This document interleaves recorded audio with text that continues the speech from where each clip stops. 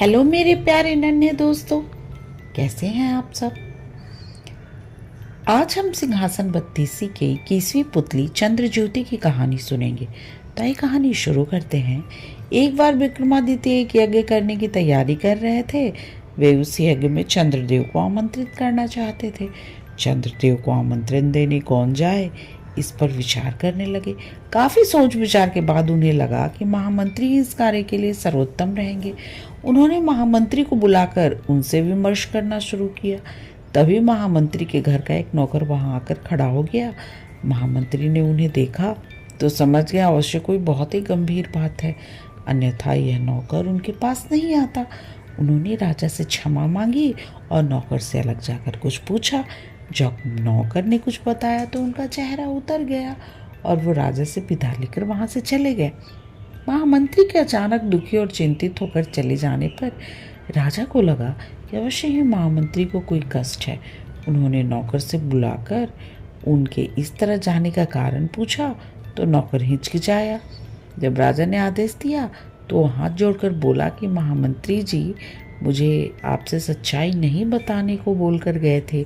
उन्होंने कहा कि सच्चाई जानने के बाद राजा का ध्यान बढ़ जाएगा और जो यज्ञ होने वाला है उसमें व्यवधान होगा।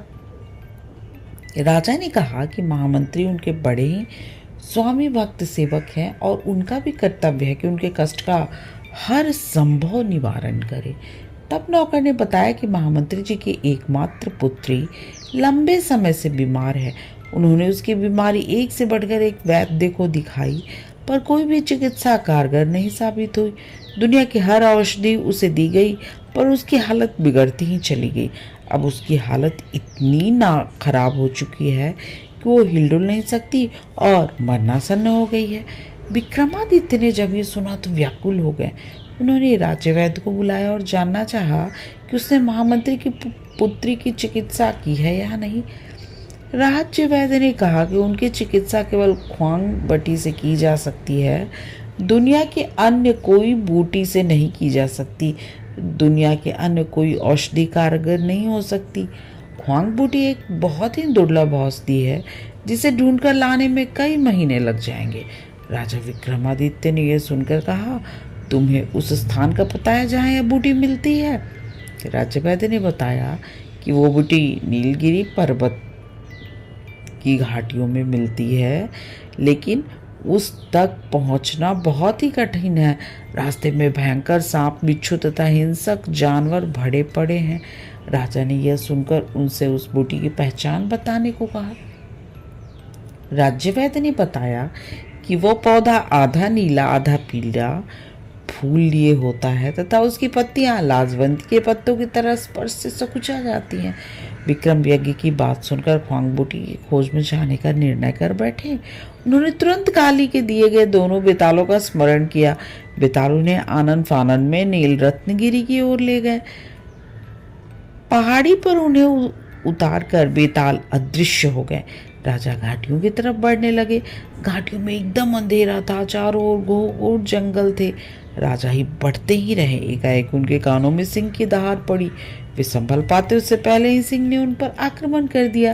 राजा ने बिजली जैसी फुर्ती दिखाकर खुद को तो बचा लिया, मगर सिंह उनकी एक बाह को घायल करने में कामयाब हो गया।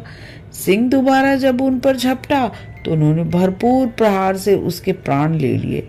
उसे मारकर जब वे आगे बढ़े तो रास्ते पर सैकड़ों बिस्तर दिखे। विक्रम तनिक भी नहीं घबराए और उन्होंने पत्थरों की वर्षा करके सांपों को रास्ते से हटा दिया।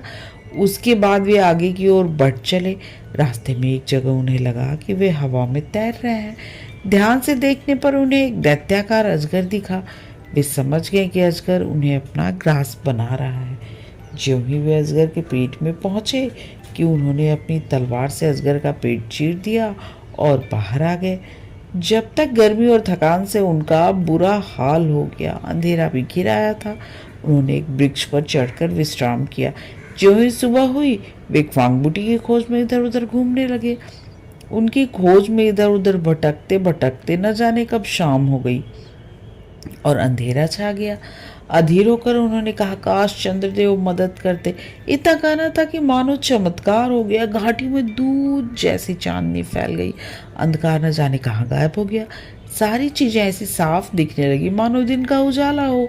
थोड़ी दूर बढ़ने पर उन्हें ऐसे पौधे की झाड़ी नजर आई जिस पर आधे नीले आधे पीले फूल लगे थे। उन्होंने पत्तियां छुई तो लाजवंती की तरह सकुचा गई। उन्हें संशय नहीं रहा। उन्होंने ख्वांग बूटी का बड़ा सा हिस्सा काट लिया। वे बूटी लेकर चलने ही वाले थे कि दिन जैसा उजाला हुआ और चंद्रदेव सशरीर उनके सम्मुख आ खड़े हुए। विक्रम ने बड़ी श्रद्धा से उनको प्रणाम किया। चंद्रदेव ने उन्हें अमृत देते हुए कहा कि अब सिर्फ अमृत ही महामंत्री की पुत्री को जिला सकता है। उनकी परोपकार की भावना से प्रभावित होकर वे खुद अमृत लेकर उपस्थित हुए हैं। उन्होंने जाते जाते विक्रम को समझाया कि उनके सशरीर यज्ञ में उपस्थित होने से विश्व के अन्य भागों में अंधकार फैल जाएगा, इसलिए वे उनसे अपने यज्ञ में उपस्थित होने की प्रार्थना नहीं करें। उन्होंने विक्रम को यज्ञ अच्छी तरह संपन्न कराने का आशीर्वाद दिया और अंतर्ध्यान हो गए। विक्रम ख्वांग बूटी और अमृत लेकर उज्जैन आए। उन्होंने अमृत की बूंदें टपकाकर महामंत्री की बेटी को जीवित किया तथा ख्वांग बूटी को जनहित के लिए रख दिया। चारों ओर उनकी जय जयकार होने लगी। बच्चों, अगर आपको मेरी आज की कहानी पसंद आई तो प्लीज़ मेरे चैनल को सब्सक्राइब करें और मेरे प्यारे नन्हे दोस्तों, आप आराम से सो जाएं और सपनों की दुनिया में खो जाएं। गुड नाइट मेरे प्यारे नन्हे दोस्तों, गुड नाइट।